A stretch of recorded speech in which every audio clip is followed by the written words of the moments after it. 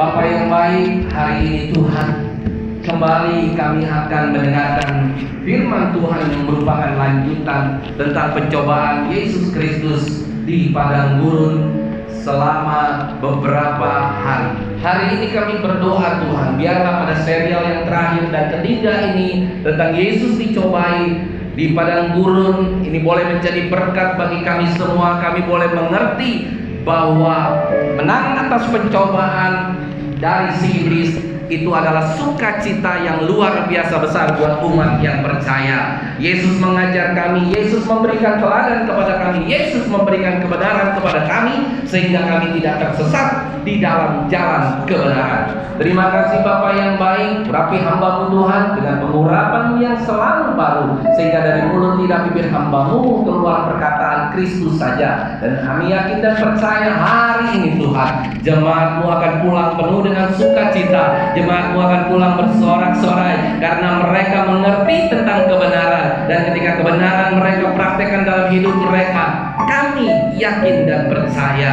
kebenaran itu akan memerdekakan mereka, kebenaran itu akan menuntun hidup mereka masuk di dalam jalan kekekalan. Terima kasih Bapa yang baik, berfirmanlah. Kami akan duduk diam mendengarkan firman-Mu seperti telinga seorang murid dan hati seorang hamba.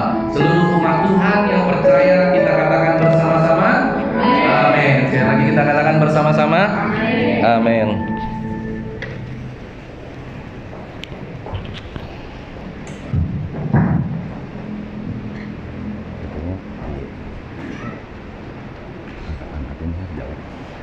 Shalom Bapak Ibu Saudara. Sekali lagi shalom. Ya, kita buka hari ini lanjutan, dan ini serial yang terakhir dari pencobaan Yesus di padang gurun. Kemarin-kemarin kita sudah baca ayat yang pertama sampai ayat yang ke-7 kalau nggak salah. Dan sekarang kita masuk ayat yang ke-8, 9, 10, 11 yang terakhir. Oleh karena itu mari kita buka Injil Matius pasal yang keempat ayat 8, 9 dan ke-10 serta ke-11. Yang sudah ketemu kita katakan amin. Yang sudah ketemu kita katakan amin. Yang belum ketemu aman. Ya, kalau sudah ketemu saya undang untuk bangkit berdiri. Kita bersama-sama baca kebenaran ini untuk kita lihat dari ayat demi ayat.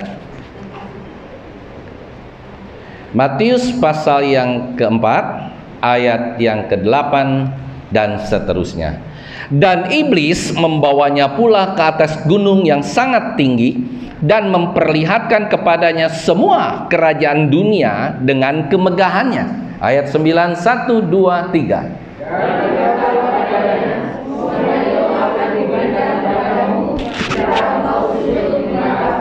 Ayat yang ke-10, maka berkatalah Yesus kepadanya, "Enyalah iblis, sebab ada tertulis, engkau harus menyembah Tuhan Allahmu dan hanya kepada Dia sajalah engkau berbakti." Ayat yang ke-11 kita baca bersama-sama, 1, 2, 3. Lalu iblis meninggalkan dia, dan lihatlah malaikat-malaikat datang melayani Yesus. Tuhan Yesus memberkati. Bapak Ibu Saudara yang terkasih, kita melihat waktu pertama kali Yesus, saya ulang sedikit ya supaya kita bisa bersama-sama masuk ke ayat ke-8 dan tidak lupa. Ayat yang pertama sampai yang keempat, atau ayat yang pertama sampai yang ketiga, ya keempat, itu menandakan bahwa Yesus dicobai selama setelah dia selesai berpuasa berapa? 40 hari, 40 malam. Perhatikan nih baik-baik. Yesus dibawa oleh roh Allah, R-nya besar, roh Allah bawa ke atas, bawa ke padang gurun. Nah, yang pertama, Yesus diminta merubah apa? Merubah apa? Batu menjadi roti.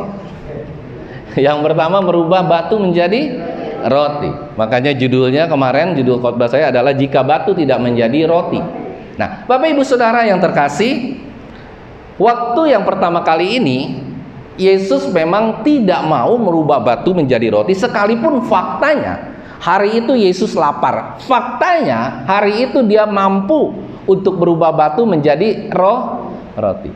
Tetapi hari itu, saat itu, dan saat Yesus ada di dunia, Yesus itu benar-benar 100% manusia. Makanya seringkali orang bertanya, Pak, kan Yesus itu 100% manusia dan 100% Allah. Itu yang menjadi kita seringkali salah kaprah. Kenapa salah kaprah? Kita menganggap bahwa ketika Yesus ada di dunia, Yesus itu benar-benar mampu untuk melakukan segala sesuatu. Iya apa ya?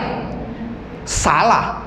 Itu sangat salah. Kenapa? Waktu Yesus ada di dunia, itu dia sebenar-benar berfungsi sebagai seorang manusia dengan segala keterbatasannya.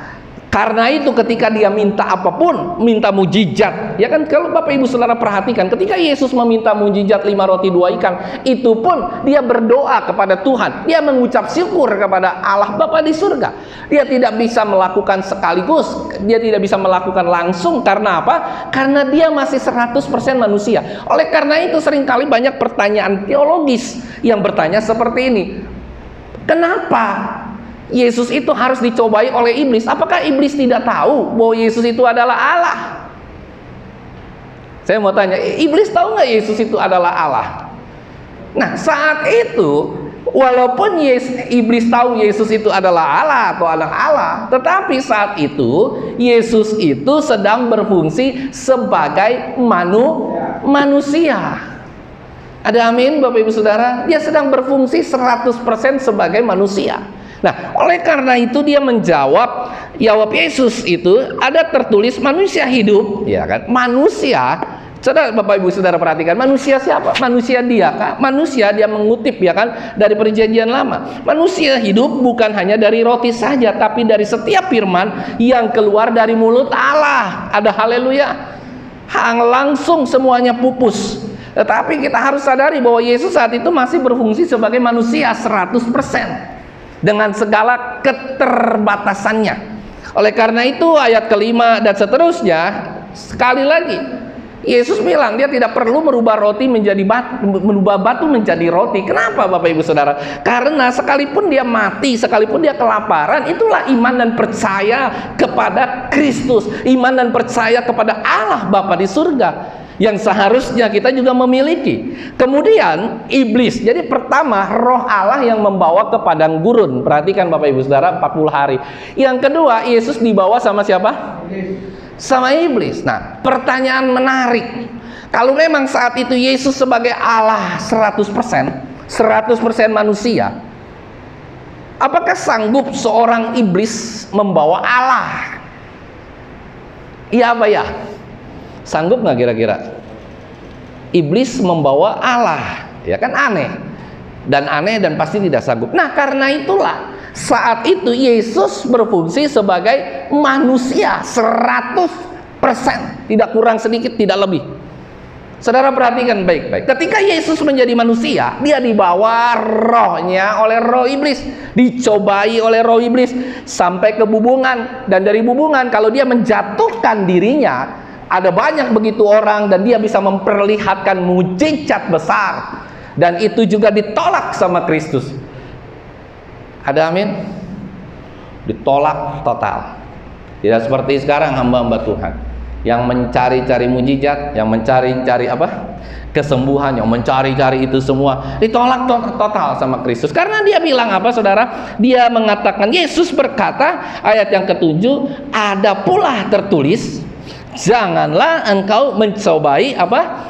Tuhan Allahmu. Selesai. Iblis, ya kan? Jadi nih Saudara juga perhatikan baik-baik ya. Dari pencobaan pertama ke pencobaan kedua, Bapak Ibu Saudara lihat, adakah sesuatu benang merah dari 1, 2, dan 3? Benang merahnya adalah pencobaan pertama itu hanya berhubungan dengan diri Yesus. Ya apa ya? One to one. Yang kedua, berhubungan dengan siapa Bapak Ibu Saudara? Yesus dengan orang-orang yang ada di pelataran. Jadi sudah ada konteks Konteksnya apa? Konteks dia berhubungan dengan orang lain, sesama manusia. Jadi ya pertama, pencobaan itu selalu begitu Bapak Ibu Saudara. Kalau Bapak Ibu Saudara perhatikan baik-baik dalam kehidupan kita juga, pencobaan pasti dia coba iblis dengan kita secara pribadi. Kalau sudah jebol, selesai. Tapi kalau belum jebol, dia bawa kita dicobai antara dengan sesama manusia. Nah, di level berikutnya bukan hanya sesama manusia, tetapi iblis mencobai, ya kan, dengan seluruh dunia. Saudara lihat, dibawa kemana? Seluruh dunia. Jadi ada levelnya, saudara. Level 1 dia hanya secara pribadi. Level 2 dia naik kepada seluruh orang-orang di bawah, orang-orang yang melihat mujizat. Level yang ketiga, Yesus mulai iblis mulai mencobai Yesus dengan dunia, dengan harta. Nah, ini yang memang paling merepotkan dalam kehidupan kita. Ada amin, saudara? Ini yang paling susah dan paling merepotkan. Levelnya saudara lihat. Pertama dicobain. Mungkin kita juga bisa lolos atau bisa enggak. Yang kedua dicobai, mujizat. Bisa juga kita lolos. Tapi yang ketiga ini adalah the final exam atau the final pencobaan. Kalau orang ujian, kalau di orang-orang kuliah ini namanya ujian apa? UAS katanya. Ujian akhir semester. Final. Berhasil atau tidak berhasil, go atau tidak go, berhasil dapat nilai baik atau tidak, dapat nilai buruk, ya disitulah. Nah, ini adalah final. Dan final ini sangat berat. Karena apa? Karena Yesus masih punya kedagingan. Jadi yang pertama keinginan pribadi, yang kedua keinginan semua umat, dan yang terakhir keinginan apa Bapak Ibu Saudara? Daging. Ini yang paling berat, yang paling terakhir. Karena ketemulah Yesus dengan seluruh isi dunia. Ini sangat berat. Nah, oleh karena itu Bapak Ibu Saudara, kita baca ya ayat, kita mulai ya materi pada hari ini. Dan iblis membawanya pula ke atas gunung yang sangat tinggi dan memperlihatkan kepadanya semua kerajaan dunia dengan apa Bapak Ibu Saudara? Kemegahannya. Saudara, kalau saudara pikir baik-baik, saya mau tanya di sini ya, kita berteolog sambil berlogika. Menurut Bapak Ibu Saudara, adakah gunung di dalam dunia ini yang begitu tinggi? Apakah itu Gunung Semeru? Apa tuh gunung yang paling tinggi di dunia apa? Ada yang tahu nggak? Apa? Mount Everest apa gitu ya, itu kan paling tinggi. Kalau dari atas itu, kira-kira saudara bisa ngelihat sekeliling dunia nggak? Nggak bisa. Saudara hanya bisa ngelihat, kalau kita pernah nginep di apartemen di Bandung gitu ya, kan itu begitu tinggi. Kita hanya bisa lihat lampu-lampu arahnya Bandung doang. Kalau kita naik ke gunung manapun sebegitu gunung tinggi, kita hanya bisa melihat view-nya sebatas itu. Tapi ini pernyataan yang sangat luar biasa. Dan iblis membawanya pula ke atas gunung yang sangat tinggi dan memperlihatkan kepadanya semua kerajaan dunia dengan kemegahannya. Kalau saya menafsirkan di sini bahwa ternyata rupa-rupanya bukan hanya dibawa di atas gunung. Jadi mungkin ya di dalam penerjemahan saya atau penafsiran saya, itu saya melihat bahwa Yesus itu seperti kita melihat layar TV yang begitu besar. Dia memperlihatkan, jadi hebat nih, zaman dulu saja iblis sudah bisa main dimensi. Dahsyat ya. Kalau kita nonton televisi, kita bisa melihat negara Eropa nggak? Pak Yono walaupun di daerah Tanah Merah ya kan, bisa melihat Inggris nggak? Bisa, ya kan, ngelihat Inggris, fotonya di kerajaan Inggris. Bisa melihat Banyuwangi nggak? Bisa, semua bisa dilihat saudara. Jadi iblis itu mempertontonkan multidimensinya dia. Ya namanya juga si iblis kan, ya keluarlah ya chat, dia melihat semua isi dunia. Karena kalau di atas gunung, ya kan, ngelihat itu semua itu agak-agak tidak mungkin dan agak mustahil. Jadi di sini dengan kekuasaan iblis, dengan kehebatannya si iblis, dia memperlihatkan seluruh isi dunia dengan kemegahannya. Tapi bukan di situ poin kita. Poin kita adalah di ayat ke-9 dan ayat yang ke-9. Dan berkata kepadanya, semua itu akan kuberikan kepadamu jika engkau sujud menyembah aku. Jika engkau apa, Bapak Ibu Saudara? Jika engkau sujud, bentar ya, menyembah.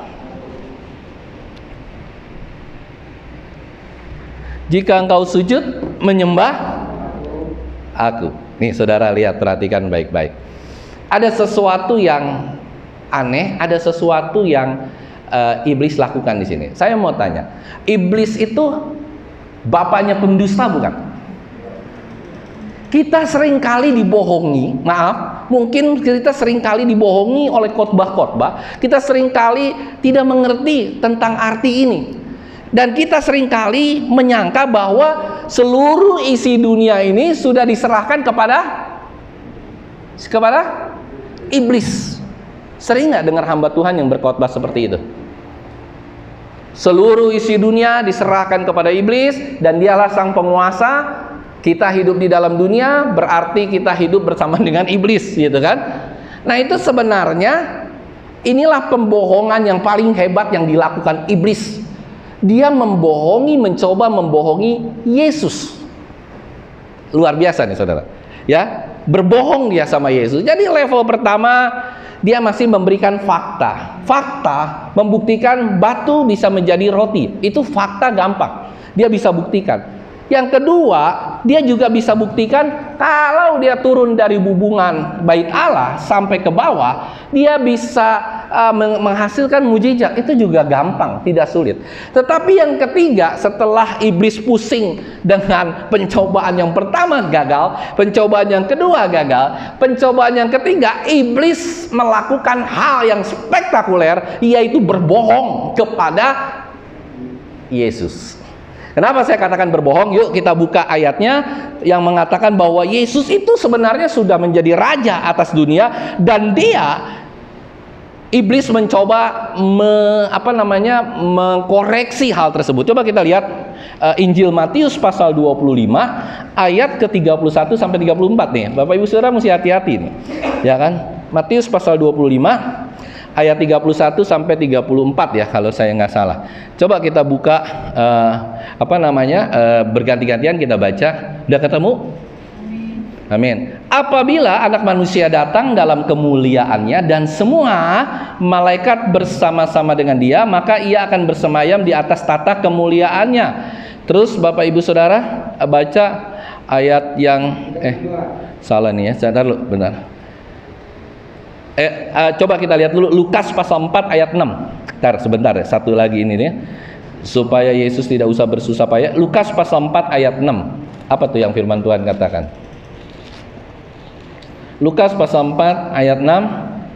Demikian firman Tuhan. Kata iblis kepadanya. Tuh, lihat nih saudara. Ya kan? Ini pencobaan di padang gurun juga. Kata iblis kepadanya, segala kuasa itu serta kemuliaannya akan kuberikan kepadamu, sebab semuanya itu telah, apa saudara? Diserahkan kepada siapa saja yang ku kehendaki. Waduh, hebat banget ini iblis ya kan? Berbohong dan luar biasa. Baru kita lihat Matius pasal 25 ayat 31, padahal ini bohong. Ya kan? Bohong besar dari si iblis.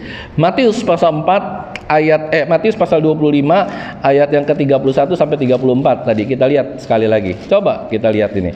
Perhatikan baik-baik. Benar nggak? Apabila Anak Manusia datang dalam kemuliaannya dan semua malaikat bersama-sama dengan dia, berarti Yesus itu sebagai raja. Ia akan bersemayam di atas tahta kemuliaannya. Lalu semua bangsa akan dikumpulkan di hadapannya, dan ia akan memisahkan mereka seorang dari seorang seperti gembala memisahkan domba dari kambing. Dan ia akan menempatkan domba-domba di sebelah kanannya dan kambing-kambing di sebelah kirinya. Ayat 34, apa yang firman Tuhan katakan? Yuk kita baca bersama-sama. 1, 2, 3. Dan raja itu akan akan berkata kepada mereka yang di sebelah kanannya, mari hai kamu yang diberkati oleh Bapakku, terimalah kerajaan yang telah disediakan bagimu sejak dunia dijadikan. Jelas di sini Alkitab mengatakan bahwa Yesus adalah raja di atas segala raja. Yesus adalah sang pemilik dunia. Tidak ada satupun yang lepas dari kontrolnya Tuhan terhadap dunia ini. Jadi jangan dibalik. Kita seringkali terbalik dan kita mengatakan ada kuasa-kuasa. Ya memang itu ada kebenarannya. Ada penguasa-penguasa di udara, ada penguasa di daerah Senen, ada penguasa di daerah Mangga Besar, ada penguasa di daerah Kelapa Gading, ada penguasa di mana-mana, ya kan? Itu benar. Tetapi di atas penguasa-penguasa itu ada penguasa yang maha besar, yang namanya yang mengontrol seluruh isi bumi ini. Namanya siapa, Bapak Ibu Saudara? Yesus Kristus. Disinilah kita melihat iblis berbohong. Saudara, itulah yang iblis lakukan hari-hari ini di dalam kehidupan kita semua. Yang percaya katakan amin. Kita berbohong setiap hari. Kita melakukan ini sama itu setiap hari. Kita nggak peduli lagi akan, dan kenikmatan hidup itulah yang kita sering pergunakan, dan kita sering memperlakukan iblis itu di atas segala-galanya. Padahal kita seringkali berbohong, kita seringkali dibohongi oleh si iblis, sehingga hidup kita itu menjadi hidup yang penuh dengan kebohongan. Nah, karena itulah Bapa di atas segala Bapa dusta ini adalah si iblis, saudara. Jadi kita belajar ya, mulai hari ini jangan mau dibohongi iblis, dan jangan mau kita berbohong sekalipun itu kelihatannya kecil.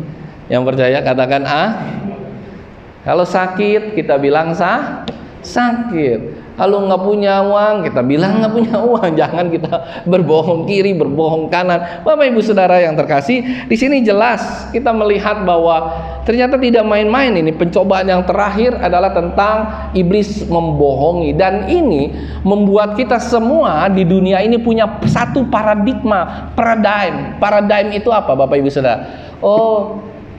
Kita nggak sanggup melawan dunia, karena dunia ini rajanya si iblis. Semua penuh dengan iblis, semua penuh dengan hal-hal kebohongan, semua penuh ini, sehingga kita akhirnya menjadi down, dan kita akhirnya menjadi lemah. Udahlah, di dunia ini kita begini saja, selesai. Saya nggak bisa berbuat apa-apa lagi, saya nggak bisa melakukan apa-apa lagi, karena iblis lebih berkuasa daripada Tuhan.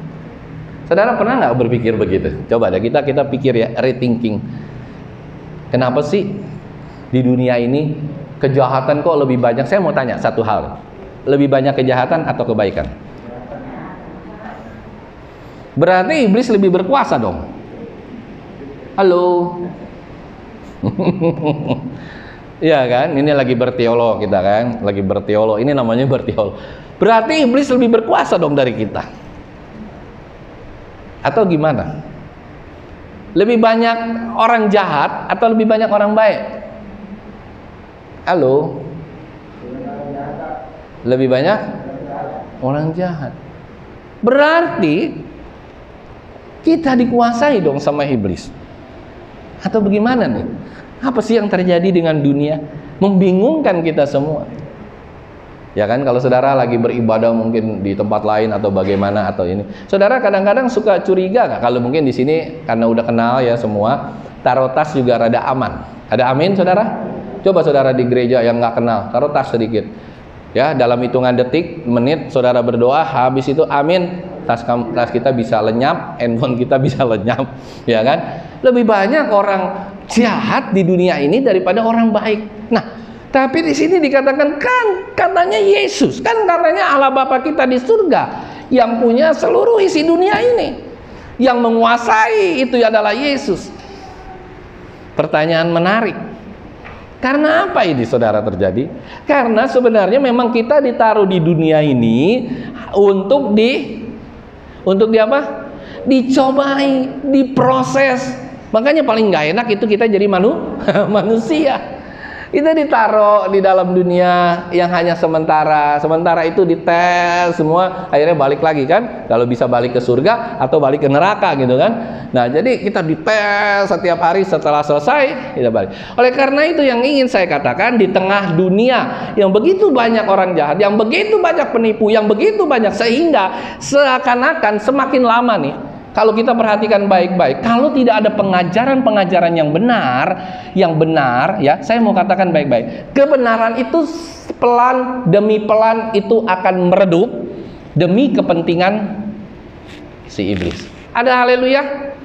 Kebenaran yang tadinya murni, tidak di downgrade, kebenaran itu murni ya, misalnya, oh ya, ini benar, tidak boleh dikutak-atik.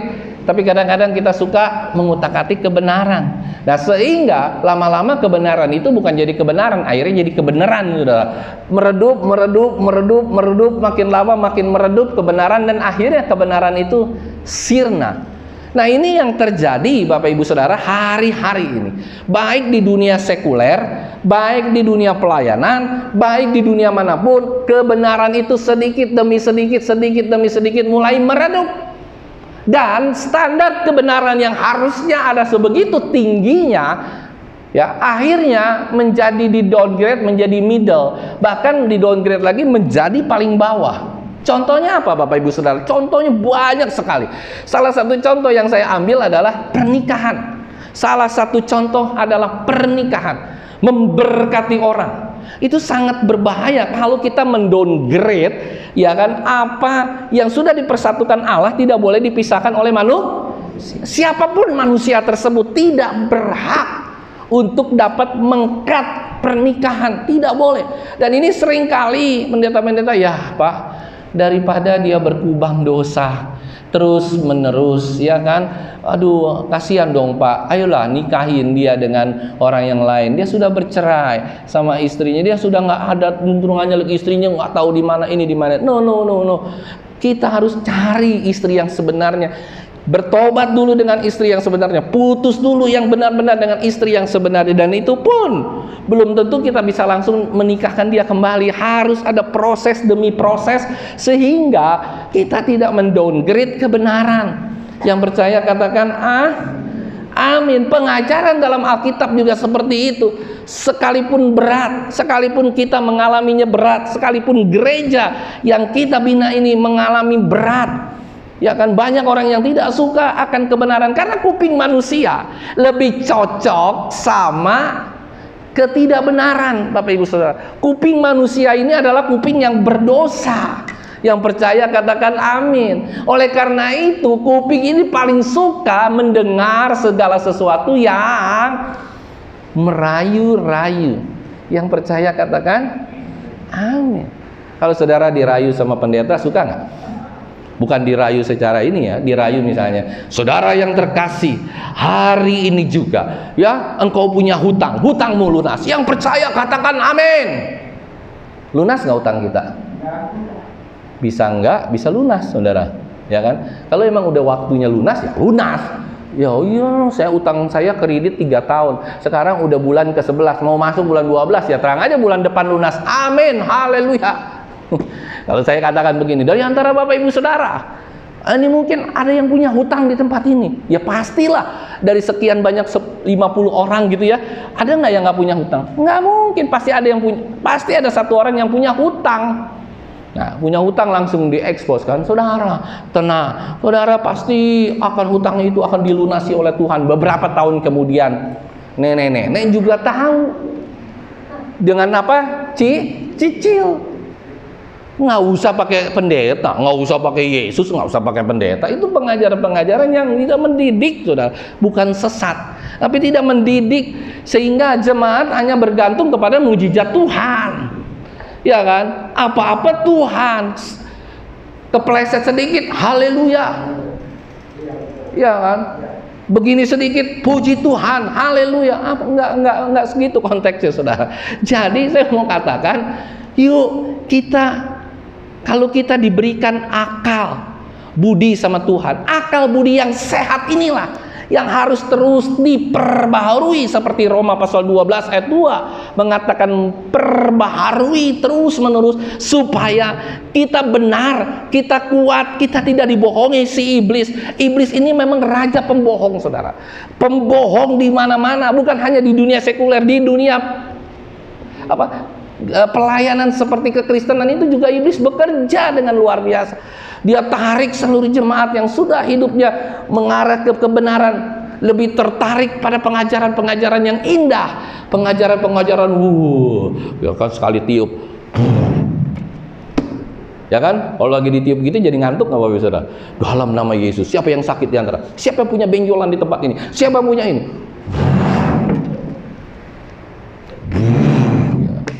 Sembuh enggak? Mukanya belepetan ludah. Dalam nama Yesus, Roh Kudus bekerja. Saudara pegang tangan saya, pegang tangan ini, pegang. Dalam nama Yesus, bang, jatuh semua. Saudara, pertanyaan menarik. Untuk apa kepenuhan Roh Kudus seperti itu? Nggak ada artinya. Yang ada hanyalah emosional sesaat, yang ada hanyalah hebat, senang gitu kan. No. Kita nih masih hidup panjang, saudara. Ya mungkin panjang itu bisa 1 hari, bisa 1000 hari, masih hidup. Jadi di dalam kehidupan kita yang panjang itu, kita harus mengerti tentang kebenaran yang menjadi landasan ketika kita sedang susah. Firman Tuhan yang seperti ini atau Bapak Ibu Saudara baca setiap hari itu tugasnya dan fungsinya ketika kita sedang susah, ketika kita sedang tidak ada pengharapan, ketika segala sesuatu kelihatan gelap, nggak ngerti apa yang akan terjadi besok, ya kan? Itu fungsinya firman Tuhan. Bukan firman Tuhan ini fungsinya untuk membuat, kan makanya Marx ya, siapa namanya Marx itu mengatakan bahwa agama ini sebagai candu. Ngeri kan? Agama ini candu yang kalau dipakai terus menerus dia bisa membuat kita fly. Makanya ada lagu yang mengatakan begini kan, I believe I can fly. Wah. Saudara, yang saya mau katakan, yuk kita gunakan akal sehat dan pikiran kita untuk bisa merestorasi jiwa dan roh kita dengan akal sehat, bukan dengan hal-hal yang main-main. Jangan mau pernah dibohongi oleh siapapun, jangan mau pernah dibohongi oleh iblis. Dia bilang, ayo kita ke sana, ini luar biasa, hebat, dahsyat, gampang, cepat, jalan pintas. Iblis selalu mau seperti itu. Yang percaya katakan lebih susah mana Bapak Ibu Saudara? Nyari uang di jalan yang benar sama nyari uang di jalan yang nggak benar? Halo? Lebih gampang mana? Rata-rata orang bilang, lebih gampang Pak, nyari uang di jalan yang nggak benar. Benar nggak? Sedangkan nyari uang di jalan yang benar, susahnya setengah mati, ya kan? Susah, berpeluh kita.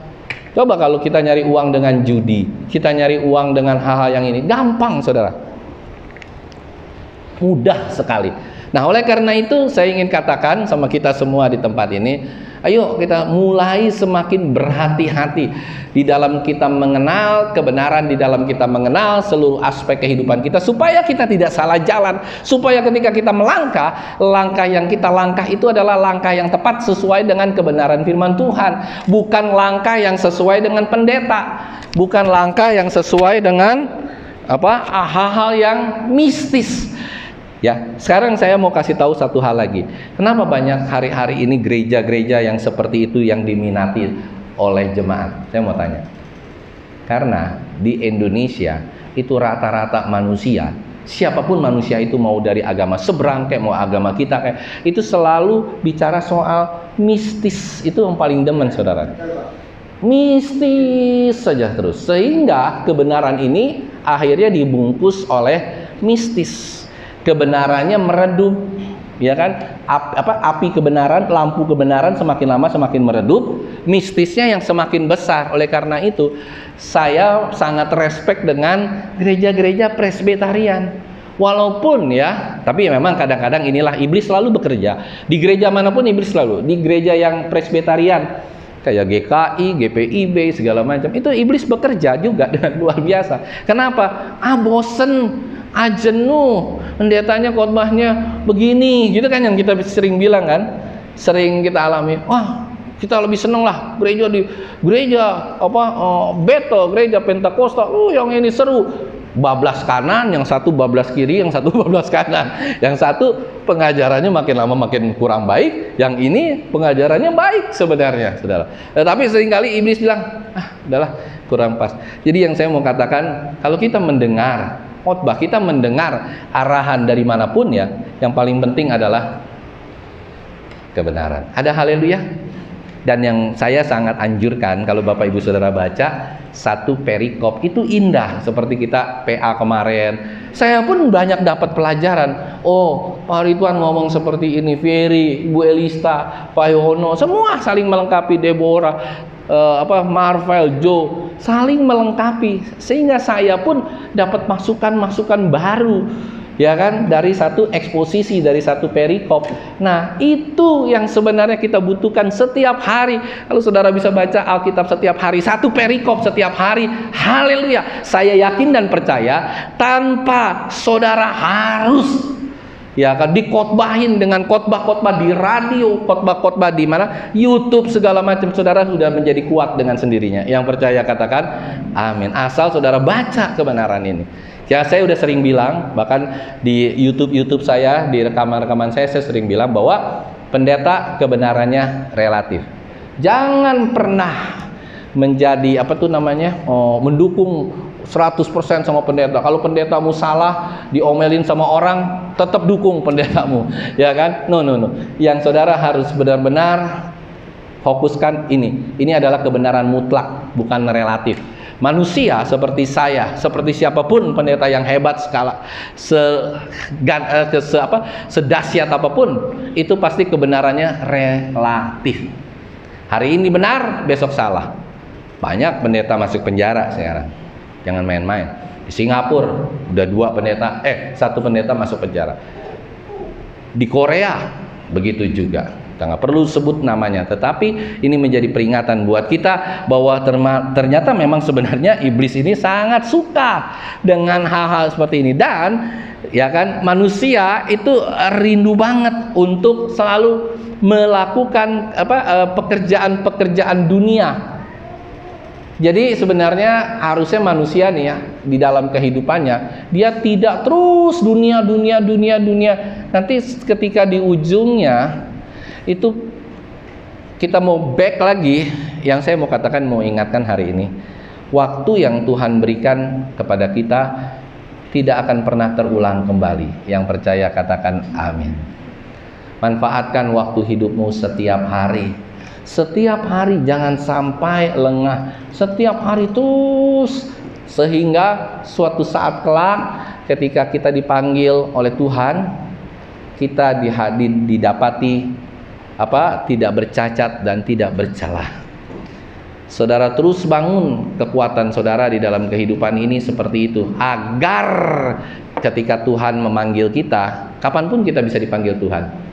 Siapa ya? Hari ini, besok, rombongan ini seperti begini nih, seperti Bapak Ibu Saudara yang ada di tempat ini.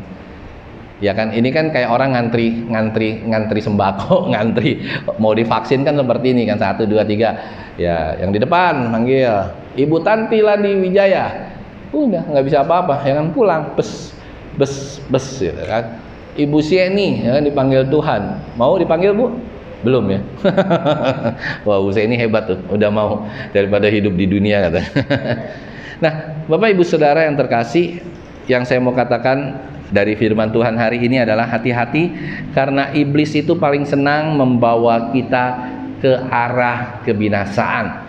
Arah kebinasaan ini udah sangat jelas, kerajaan dunia dengan kemegahannya. Ayat yang ke-9, dan berkata kepadanya. Nah, ini dia bohong lagi nih saudara. Yang punya Yesus, ya kan, semua itu akan kuberikan kepadamu jika engkau sujud menyembah aku. Bohong nggak saudara? Bohong nggak? Saudara udah tahu tadi ya, Bapak Ibu Saudara sudah tahu ya, itu iblis tukang tukang bohong. Nah, jadi kita juga udah tahu nih bahwa ternyata rupa-rupanya kayak ginilah gampangnya. Saudara punya mobil, ya, punya mobil, terus mobil itu dipinjam sama teman saudara. Terus tiba-tiba teman saudara bilang, ini deh, saya kasih ke kamu. Padahal mobilnya punya siapa? Itulah bahayanya kita dengan pencobaan iblis yang seperti ini. Dan saya sangat kita harus berhati-hati jangan sampai di perjalanan hidup kita ini kita terlena dan akhirnya kita binasa tanpa kita sadari. Nah, ini yang paling bahaya. Kalau kita tahu kita binasa dengan kita sadar, itu tidak bahaya. Tapi ketika kita binasa tanpa kita sadari, it is very very dangerous. Saudara ngerti nggak? Orang bisa binasa tanpa dia sadari. Dia berjalan terus, dia berjalan terus, dia berjalan terus, meraih terus, sampai pada di ujung waktunya sudah tiba, cekrek. Dia nggak ngerti dan dia nggak sadar. Dan itu banyak sekali orang yang nggak sadar akan hal itu. Sebagai satu contoh gini ya. Ini ada satu cerita nih. Ada seorang seorang laki-laki lah gitu ya, bapak-bapak. Dia tidak frustasi sama Tuhan, tidak. Dia sangat sayang sama Tuhan ya. Tapi jalan kehidupannya selalu menjauh dari Tuhan. Suatu saat dia sedang mabok-mabokan gitu kan sama teman-temannya setiap hari. Nggak ada apa-apa. Tapi satu ketika dia sedang mabok-mabokan sendirian. Dia beli minuman keras, dia masuk ke rumahnya, dia minum, ya kan? Sampai keleyang-keleyang, akhirnya dia pingsan, saudara. Bukan pingsan, mungkin dia mabok, dia ngegeletak, saudara. Tiba-tiba ada pencuri mau masuk nih ke dalam rumah. Ya, ketika dia mau masuk ke dalam rumah, pencurinya nongol di atas jendela, gitu kan? Ngelihat ada dua pencuri. Kebetulan si bapak ini punya anjing. Anjingnya langsung gonggong, saudara. Gitu kan? Biasanya ini gitu nggak kalau ada orang lain luar anjingnya gonggong nggak? Itu salah sebenarnya. Dia gonggong. Anjing itu manusia tahu bahasa anjing nggak? Anjing tahu bahasa manusia? Yang benar anjing saya di rumah. Iya, kalau penjahat masuk ya atau orang lain masuk, tukang pam, dia nggak gonggong, saudara. Karena dia tahu dia nggak bisa ngerti. Nah, dia gonggong kalau ada anjing lain masuk. Harus dia gonggong. Saya nggak tahu yang benar yang mana ya. Itu juga benar, yang itu juga benar. Ya kan? Ini yang nggak tahu karena kita yang ngajarin anjingnya sehingga dia ngegonggong kalau ada orang luar masuk. Nah, kita lanjutkan. Bong gitu kan. Wah, dia akhirnya nunduk lagi, naik lagi, nunduk lagi. Akhirnya dia gonggongin si bosnya nih kan, yang punya. Gitu kan. Terus abis itu apa yang terjadi, Bapak Ibu? Dia nggak sadar, dia lagi pingsan ya kan, lagi mabok, gonggong lagi. Akhirnya digigit, kan? Celananya digigit, kakinya, jempolnya digigit, baru dia bangun. Dia bangun gitu kan, dia bangun. Nah, waktu dia bangun, karena dia merasa terganggu, dia ambil senapan, dia tembak. Jeger. Yang ditembak siapa? Anjingnya ditembak, saudara, 2 kali, 3 kali. Matilah anjing. Apa sih pelajaran dari yang kita dapat? Ya kan? Sementara maut mengintai, sementara orang mengintai, kita itu dalam keadaan mabok duniawi. Kita itu dalam keadaan, tahu nggak sih saudara, mabok duniawi. Apa-apa tuh maunya, ya saya sih berdoa di tempat ini nggak ada ya, walaupun kita semua jadi orang-orang yang kaya secara harta, tapi jangan sampai mabok duniawi. Ya semua apa-apa duniawi. Ya saya berdoa nggak ada. Jadi begitu mabok duniawi, sehingga ada bahaya sekalipun dia tidak pernah sadar. Ngeri nggak Bapak Ibu Saudara? Coba kalau Bapak Ibu Saudara begitu ya kan, nggak sadar gitu sampai akhir, bahkan sampai mati, sampai kita udah dipanggil sama Tuhan dan sampai kita masuk ke dalam neraka, Kita nggak sadar, oh iya ya, saya tuh tahu-tahu mabuk roh duniawi, tahu-tahu udah pindah gitu kan. Dan pindahnya itu begitu mengejutkan dan dia nggak sempat bersiap-siap. Apa nih artinya Bapak Ibu Saudara? Artinya ini seperti yang Yesus mau katakan seperti ini. Saya nggak perlu itu seluruh harta dunia kalau jiwa kita binasa. Dan iblis membohongi kita semua Bapak Ibu Saudara. Saya mau katakan hari ini, kita semua dibohongi oleh si iblis untuk terus mengejar tentang keduniawian sampai akhirnya kita capek, akhirnya kita lelah, akhirnya kita frustasi, akhirnya kita nggak punya lagi energi untuk mencari Tuhan. Semua resources kita, semua kemampuan kita gunakan untuk mencari keduniawian. Ini yang paling berbahaya. Ya, jadi Bapak Ibu Saudara mesti balance. Paling tidak, saudara boleh bekerja segala macam, tapi stop hari Minggu kita beribadah. Stop hari doa malam kita beribadah. Stop doa pagi hari Selasa kita beribadah. Stop kita melakukan apapun kita berdoa. Itu tandanya kita tidak kebablasan terhadap hal-hal yang seperti itu. Ada amin saudara? Supaya kita semakin mengerti tentang arti hidup yang hanya sementara. Makanya Yesus bilang, ngapain saya punya seluruh isi dunia? Emang itu juga saya punya, dia bilangnya kan. Saya nggak perlu apalagi untuk menyembah si iblis. Itu yang paling berbahaya. Sekarang saya mau kasih tahu satu hal sebelum saya akhiri khotbah saya. Bapak Ibu Saudara pikir kalau kita menyembah iblis itu seperti kita menyembah di Gunung Kawi. No. Waktu kita tidak lagi punya hati sama Tuhan. Saya mau katakan ya dengan jelas nih, ini penutup saya. Waktu kita sudah tidak punya hati lagi sama Tuhan, kita nggak bergairah lagi membaca firman Tuhan, kita nggak bergairah lagi berdoa, kita nggak bergairah lagi untuk mendengar suara Tuhan, atau kita nggak bergairah lagi mendengar khotbah, kita nggak bergairah lagi. Hari itu juga sebenarnya saudara sudah menyembah iblis. Karena dua hal ini tidak bisa setengah. Tuhan sering bilang nggak bisa abu-abu. Saya nggak mau even 1% pun dalam kehidupanmu abu-abu. Jadi kalau saudara sudah tidak pernah lagi bersekutu sama Tuhan, berarti hari itu juga saudara bersekutu dengan iblis. Ya apa ya? 100%. Dia tidak bisa 99,999%, tidak bisa. Harus 100%. Engkau serahkan hidupmu, engkau serahkan jiwa ragamu. Karena itu Tuhan bilang dia nggak mau, saudara. Dia tidak mau menyembah si iblis. Ya kan? Kalau engkau sujud, otomatis ketika kita sudah tidak lagi bersekutu dengan Tuhan, tidak lagi membaca firman Tuhan, tidak lagi berdoa, semuanya kita pikir autopilot, jalan semua menurut pasti tenang aja, Tuhan bantu, Tuhan tolong, kita jalan, kita nggak lagi bersekutu sama Tuhan. Secara tidak langsung kita sudah tidak lagi menjadi muridnya Kristus, kita sudah tidak lagi menyembah sujud kepada Tuhan, kita sudah sujud dan menyembah kepada si iblis. Dan ini adalah hal yang paling berbahaya dalam kehidupan manusia. Yang percaya katakan amin. Berbahaya sekali. Jadi jangan pikir kalau saudara sudah udah nggak bergairah, ini tenang aja, ntar nggak lama lagi juga bergairah lagi. No. Saudara secara tidak langsung sudah shifting. Karena di dalam kerajaan surga tidak ada yang setengah-tengah, setengah-setengah, tidak ada yang abu-abu.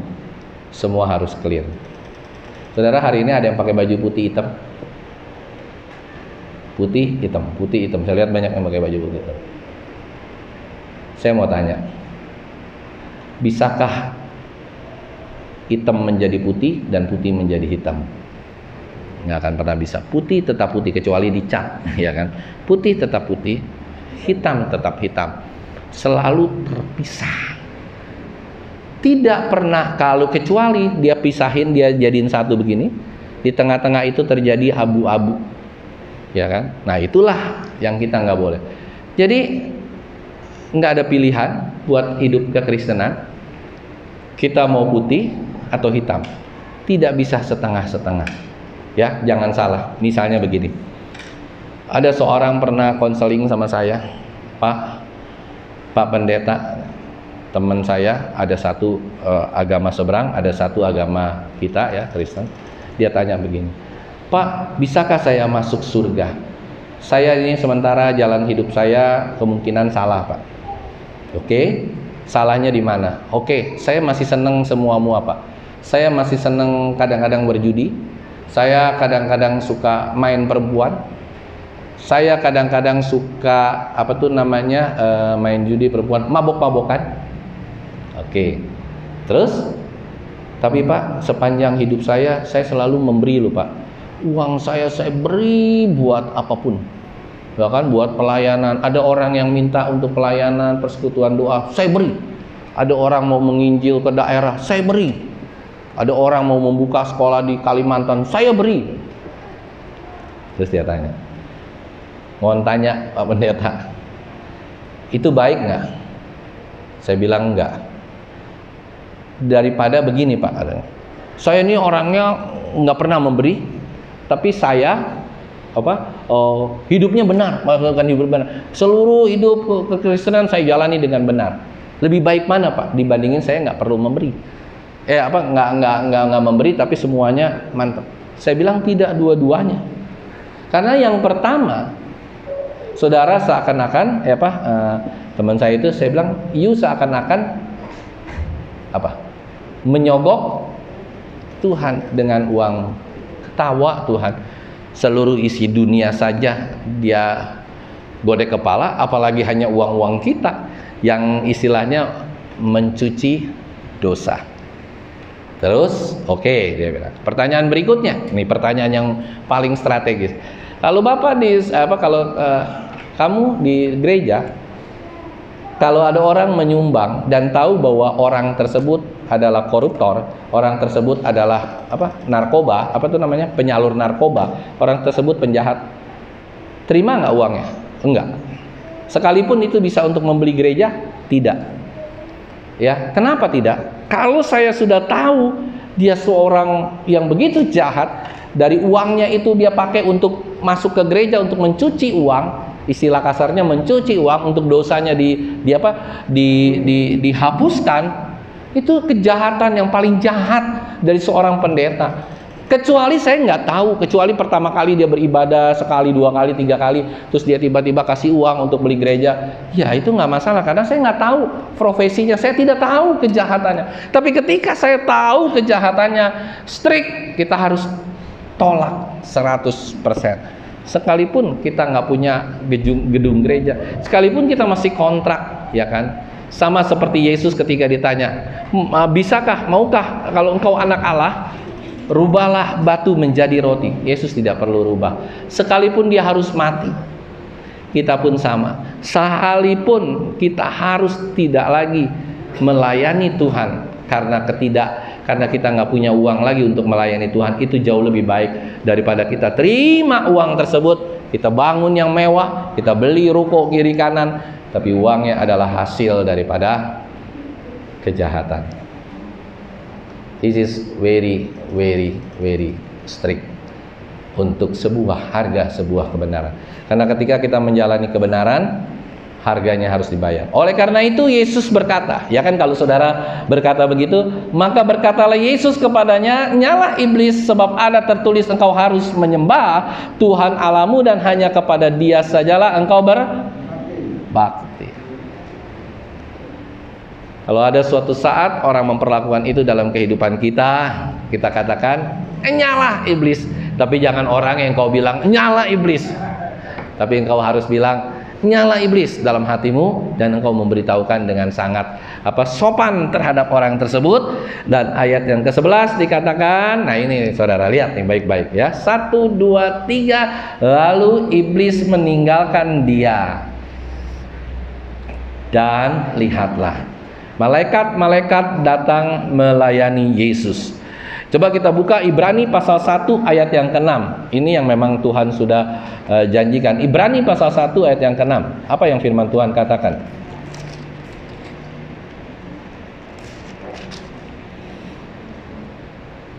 Dan ketika ia membawa pula anak-anaknya yang sulung ke dunia, ia berkata, semua malaikat Allah harus menyembah Dia.